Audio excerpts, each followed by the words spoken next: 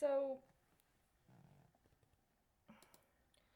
public comment ID 134404 regarding regulatory capital, treatment of land development loans for the definition of high volatility commercial real estate exposure. Since I did the 1 year report on this, something happened. They vulnerabilitized it, I guess is the best way to say it. I'm supposed to feel like a younger feminine that is demonstrating resiliency. I'm politically opposed to resiliency, and I think it's evidentiary of crimes, including sex crimes. So you don't really have a good foot to stand on right now if you're trying to convince me otherwise. I'll also say that in the last 2 days, I found what is alleged to be a record of a public notice concerning a press release from Freddie Mac. It was dated for March 24th, 2000. If that is accurate, it may explain something about timelines, specifically connected to timelines around what might have justified somebody else identifying me and my past human capital as being particularly lucrative if it were to be subjected to some kind of speculation regarding attempting to coerce a medical treatment regime as a substitute for an accurate appraisal of actual property they actually owned, as opposed to violations of the 13th Amendment as well as other amendments. But the accuracy of that would need to be double checked either with a primary source from the original provider, which would be Freddie Mac. And right now, Freddie Mac does not have any archived material from 2000 available on its website, and or with some way to check the electronic publications paper records. And the means by which to do that are closed off to us right now, right? Because COVID 19 has closed us off from access to public repositories of government documents and other things in the media that would be needed in order to verify. I believe this is 100% intentionally and strategically done. As a matter of fact, I think it is connected to matters that were mentioned in other public comments as well as this one to the Federal Reserve specifically, but not exclusively. It's also things that have been mentioned in my legal filings and have been topics of other public information I've tried to present, i.e., this concept of recapitulating data or information and data and reassessing the nomenclature of that in order to effectuate specific political agendas, i.e., it's not a crime, it's risk. And you can leverage the risk. It's not a crime, except it is a crime. And it should have been handled as if it were a crime. This is not about underwriting for somebody else's understanding of their reinsurance paradigm. This is not about being secret service for somebody that abused their political office in order to intentionally divest somebody that might well have been at the time or later a political opponent as a way to defame them and or continue perpetuating an illegal scheme that they were availed of in performance of their duties in public office, and then decided that they wanted a piece of it for themselves, right? And this is particularly important because at least twice now I have caught recapitulations of previously available electronic records. One of them I put in, documented on my LinkedIn, where they had actually changed the text of an executive order that was active at the time and had been passed recently, or had been passed recent to that time frame. They changed the text of the executive order, and then there was a piece of legislation where they had specific. There was a report. I'm sorry, a report from the Congressional Research Service that had very important information specific to what would have been necessary cybersecurity protocols in order to ward against election interference. And somebody had altered the primary source electronic record in order to break the link and then allow for the link to what it referenced to go to a dead link. And unfortunately, in my evidence, in my storage, I had the actual original document that had previously been on that site that still had the same number, But for some reason, at that period of time, while they were doing other things where they were literally tampering with the electronic records, allegedly, comprising formal government records, they intentionally hacked it in order to make it go to a dead link, which I understood had significant cybersecurity problems associated with it. And because of the agency it was, and because of the responsibility, I do not believe that this was an external hack that was done by somebody that was just trying to mess with them. For one thing, there was no indication in the media, either in the electronic media or on the news, that I understood happened. And to this day, there has been nothing that has acknowledged there was a hack of that kind of gravity at that time. I believe it was an inside job, is what I'm saying. And not only that, the Office of the Comptroller and Currency has its semi-annual risk reports, and I have also in my my archives past reports from a specific time frame within the last 10 years, I believe 2014 to 2016, that specifically discussed, in addition to the fact that the gas and oil sector had taken out significant loans that were short-term loans that were going to be coming due starting this year and up until 2024, with there being a substantial proportion of that debt due, I believe in either next year or 2022. There was also information about how a number of mortgages were leaving the period where they were paying on interest, and they were moving into the period where they pay on principal. And they actually, I remember they had a specific graph in that semi-annual risk perspective, and I remember seeing the graph and seeing how it looked, and I said to myself at the time I saw it, I said, this is going, I don't know how, I've never had a mortgage personally, I don't know how, but this is going to be very, very important in what's coming up. That all of these trends that I've already been watching and I've been seeing, it's going to be very important. And one of the things that I was very concerned it was going to be very important in regards to, as I mentioned in this public comment, had to do with the changes to HUD policy. Last year, no, 2018, throughout the year of 2018, there was a period where policy at HUD had changed. And among the things that changed, there were two major areas. One is that they started to have these rules around confidentiality of non-classified information. Or the availability of non-confidential information. The implication being, well, things that wouldn't necessarily have been confidential before, now you have to have specific clearance in order to get it. It was almost as if certain information that had previously been publicly accessible, or at least something you could FOIA in connection with HUD, was now going to be put under the rubric of national security. So you had to have a clearance in order to access it. And in order to participate in a HUD program, you had to sign a waiver concerning access to unclassified confidential information. And so this was alarming to me because this was happening after more than 2 years of me attempting to report fraud involving the Housing and Urban Development Department in both Illinois and in Texas, and specifically in connection with what had happened during Hurricane Harvey, and understanding as I did that HUD is a major funder of emergency service providers like homeless shelters or domestic violence shelters, and that when there is fraud in those shelters, they are defrauding their funders, including funders that get their money through federal appropriations. And this is something I've been attempting to report on for several years, with thus, even, and to this day, I have several open case numbers with HUD going all the way back to 2016 that have not been closed, and I have not received a report on them. And they were already opened up before and prior to the executive order of October 31st, 2019, and they were already opened up and had open report numbers prior to the executive order about the preclusion on mandated reporting of any investigations of fraud within 3 years in any effort to try to apply for a government contract. So you can't say, well, I mean, we're just closing all of that off. Don't worry about that. Even if you're trying to go to Chicago and do that little executive action that happened in April of 2016 and try to apply it on a larger scale, as the Chicago school likes to do, and so far under the Trump administration was not precluded. And I really don't anticipate that a Biden administration would do anything to put a kibosh on that either, because it's thus far been so successful.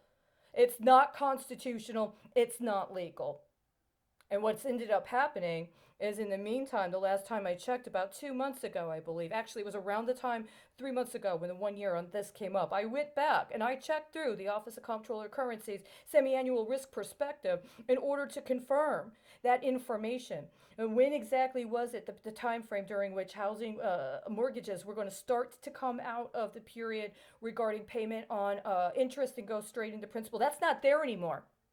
They've changed the information. They've backdated and changed the information in the Office of Comptroller of Currency semi-annual risk perspective to artificially and inaccurately recharacterize it as catastrophized in a way that it wasn't previously. They were discussing it as a period of time when a majority of mortgages were going to be coming out of a period of interest payment and going into payment on principal, and what this meant and portended for the real estate market. That information has all been erased and overwritten with completely fraudulent information about a distress and an embeddedness of distress ex post facto that was not there at the time and is actually factually incorrect. And I believe that this is also connected to other things that have been revealed, specifically through executive orders that have been happening, specifically throughout the entire year of 2020. And nobody in Congress has called out these executive orders for what they actually mean. Nobody has done anything to rescind these executive orders, even while they want to play this media spectacle about excoriating the Trump administration. Nobody from the Department of Justice has taken this on as being something that needs to be addressed. And nobody seems to have mounted an actual civil case, much less a criminal case, which is what it really deserves, in order to challenge the unconstitutionality of intentionally misrepresenting government documents in order to backdate fraudulent reports on the economy and the beneficiaries of these economic and market changes. This information was not accurate. It was a different set of information that was being presented at the time. People made business plans. People made decisions about what they were going to do moving forward based on the information they had at the time. Now, with COVID-19, a lot of that information is being backdated and it's being misrepresented. And I'm concerned that's exactly what they're trying to do right now via manipulation with the Federal Reserve and the Congress. I've been watching all year where they have these misrepresentations of what was there originally, and then later they change it. It's as if they merely keep the electronic records available so that they can create some sort of finance scheme to float at the time. And if they get caught, well, they just change it later. What record do you have? You're not allowed to have paper records anymore. And who is allowed to have access to the paper records? Well, I'm sorry. I believe that this kind of graft is so substantial that it is actually a serious concern about not only the constitutionality, but the legitimacy of any public spectra that is allowing only select people that are on the payroll to have access to public documents. I've already proven just through my library books that you cannot access public information before they hedge a whole bunch of deals on it already before you can get it. They mess with the time frames around which you can have access to it. And oftentimes, when you're actually trying to get access to public information that's on the internet, the electronic records have been intentionally manipulated. This isn't hacking. This isn't just some rogue group of teenage hackers that are trying to show off here. And even if it was, what have we been doing with our policy around adolescents and young people and their participation in the public realm that has exacerbated this behavioral economics paradigm to the point where it tries to draw out the worst parts of people when it comes to engaging with electronics? We've sensationalized this gamer economy. We've sensationalized hacking as if it is a legitimate endeavor. And we're literally aiding and abetting people in tampering with government documents to completely misrepresent what's going on. And that's exactly what's been happening. The other thing about this HUD concern that came up was that prior to 2019, a change had been made in 2018, and one of the things it did is it removed the 10-year period that mandated people had to have, there was a 10-year period that one had to have their mortgage, their HUD mortgage, in order to be available for some sort of either resale or some sort of other manner of recharacterization. They took that away. There's no more 10-year period. There's a 1-year warranty on house repairs. They just took away that. So we're in a period right now where basically, if in 2019 you got a HUD mortgage, now you can go ahead and flip it. You could totally flip it now. But then you've got people that were already signed up for HUD mortgages that were still beholden to that 10-year term. And my concern is that what had happened is that after the 2008 banking bailout, certain people were told, take a hit now. Go bankrupt. Let it flounder. You're going to have to spend a couple of years. Okay, you're going to have to spend a couple of years, rebuilding your credit, do that thing, go through bankruptcy. You got some time, you have to go through bankruptcy. But what's going to happen is we're going to set it up.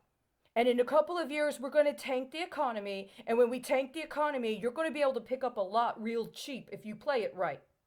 Then there was another group of people that came in. And they're like, okay, we're going to hook you up with this. And in 10 years, there's going to be a flip. Get in now. Get in now and hold on to it. And in 10 years, it's going to flip. It's going to flip big. I watched them do this right here in Texas. And a lot of the ways it happens is you got to find somebody to fleece. You got to find somebody to trash. And you got to find somebody to defame. And unfortunately, it seems like what usually happens is you find a woman that might have been an investor and you trash the woman. Trash her. She did something wrong. She was sexually promiscuous. She was an undocumented immigrant. She ended up stealing from her job. She's actually in a drug. She got a drug problem. She's got a mental illness. She's not capable of actually handling herself in any sort of economic role or any sort of business role.